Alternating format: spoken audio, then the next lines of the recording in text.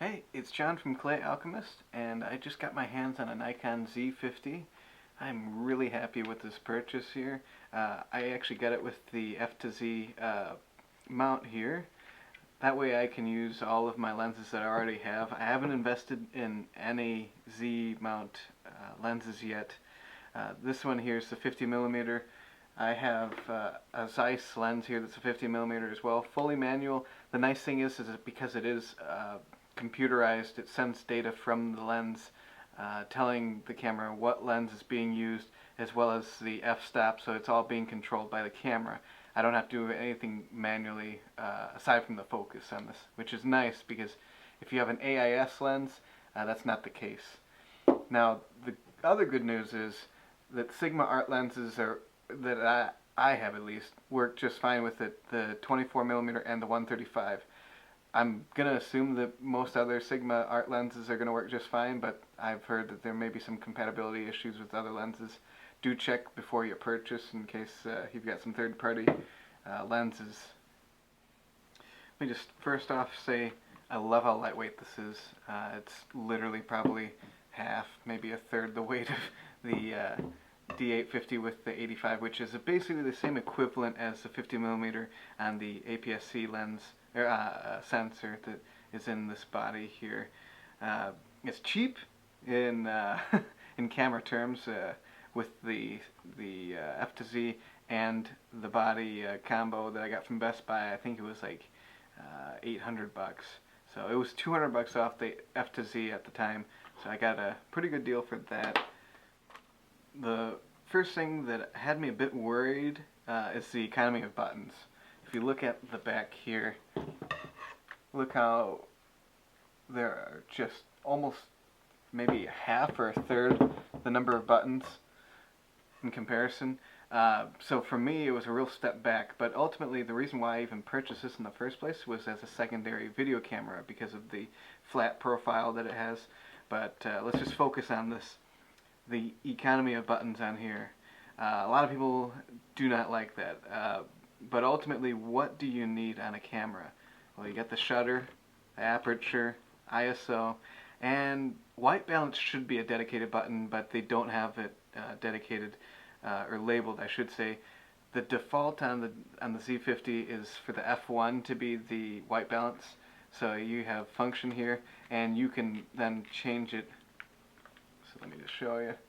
You just change it with the wheel here, which is pretty nice, honestly. Very easy. You're not going to be changing the white balance a whole lot anyway, so having a function button isn't the end of the world. And if you're shooting RAW, it really doesn't matter. Next, it has 209 autofocus points, and if I flip this guy around, we can just see how far to either side it goes. As you can, whoop, other direction. It reaches just about to the edge of the image space. So it's basically one square where you can't use it, which is impressive. First impressions of the autofocus itself, it's quick, it's accurate, but it's maybe not as quick enough to do sports, especially with telephoto. I wouldn't trust it to do that, but you know, your general photography, this is more than enough. The tilting screen here is great. Look at that, so simple, very, very easy to get out. It's got the same build quality, I would say, as the D800, a little thinner, but the same thickness of metal here. It feels just as robust. So like it doesn't feel flimsy by any measure. I love that you can flip that around and that way you can see in front with a selfie. The only thing is if you have an F to Z, let's see here, it is blocking it with this F to Z here and the plate for the tripod mount. Let me just say that the back screen is very vivid, very clear. The EVF is pretty good. It's close. I would say it's within 1 or maybe 0.1 or 0.2 values if you're in Photoshop, you know, if you're dealing with the exposure. Not bad, pretty close. What I do wish this camera had was the top LCD, just so you could see the ISO and shutter speed just from a glance. But ultimately, this is comparable to like the D5000 series. You're not going to get that. You're not going to have the command flash either on this camera. But honestly, since it does have a pop-up flash, you can trigger strobe flashes, or even some speed lights have the optical slave. The Nikon D850 doesn't even have the flash. The D800 that I have up here does. But ultimately, like, most people, not probably 99% of people, aren't going to use the commander mode anyways. Most people don't even use off-camera flashes, I would say, with a camera at this price point. The next gripe that I have about the Z50 is the battery size. When compared to what was in the D90, D300, D7000, D800, 810, 850, most of the prosumer cameras, off the top of my head, run off of the EN-EL15. This is the EN-EL25. It's the exact same price, but it has only 60% of the capacity that this has. So for the same price, you get less kick. So I'm not much a fan of that. And additionally, it's really not much difference in size. Maybe 10-20% smaller. It really shouldn't be that expensive and that weak of a battery, in my opinion. The second thing about that whole space down here, so let me just show you. It's way easier to take this SD card out without the battery in there. So if you take out the battery and you pop it out, even still, it's tricky, you know. I should have this in the other hand, honestly. It is just not a convenient place for your SD to be. So I'd recommend you get a 128 or 256 gigabyte SD card. Make sure it's nice and fast. Put that in there, because you're going to regret having a small SD card that you constantly have to unload. The other feature that I find a little annoying in this camera is that the function buttons are very tiny, and I have baby-sized hands, and I have a hard time reaching it. So if you have bigger hands, you probably have an easier time. But when I go to hit that and change the white balance, I can barely turn these wheels and keep my fingers on that with one hand, so I'm almost leveraging it to get it just right.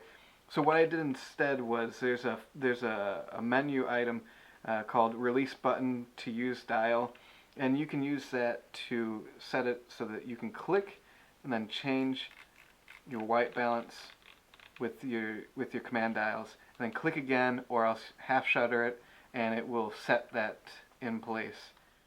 The other odd choice that Nikon did was not allowing you to make changes to the energy saver mode. So after 15 seconds, this goes dim, just like that.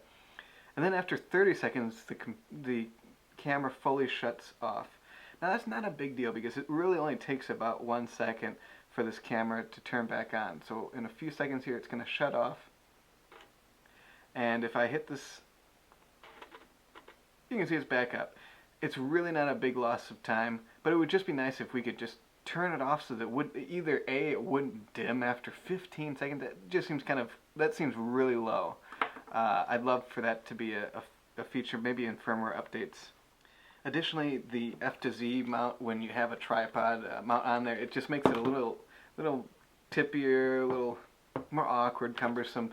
So when you go to handhold your camera, it's just odd. So I'll wind up probably having to take this off more often than not. It's just one of the things that isn't a deal breaker, but it's noticeable. And honestly, I wish they hadn't even put this effect button in here. Look at how atrocious the frame rate is. I don't know if on other models, like, if it's better, but I just find the effect mode to be completely worthless in this camera. I don't know if it's just that the processor is too weak, or I don't know. Maybe there's just a firmware update that needs to be done. Could be wrong. And that the only other thing that I can think about that's a little annoying, but no surprise, is that there's no manual lens input. So with the D7000, I believe, but for sure on the D800 series, you can input your lens focal length and f-stop, and you can cycle through the different lenses when you throw on, like, say, an AIS non-coupled lens. So you could throw that on there, and it will at least record to the EXIF that oh, I was using an 200 millimeter f2.8, lens or whatever. But with this Z50, there's no data for that. It will just have zero data for that, zero data for the aperture. It'll just tell you the ISO and the shutter speed of that. So despite a few flaws that come across in this camera, I love it because this, just like the D850, has the flat color profile. It makes the video editing that I have to do a lot simpler. The flip screen is really well done. I think it's better done than the D850, to be totally honest. And the fact this is a 20 megapixel camera is perfect. You use it for your family, you use it around the house or on the go. You don't need to tote around something fancy like this every single day. And to have something it's more approachable, this is a great camera. And I can imagine the next iteration of the Z7 series, I'd probably get that over a mirrored bodied lens. So I mean, this has got me thinking. This is a very impressive camera. I think if you give it a shot, you'll be impressed too.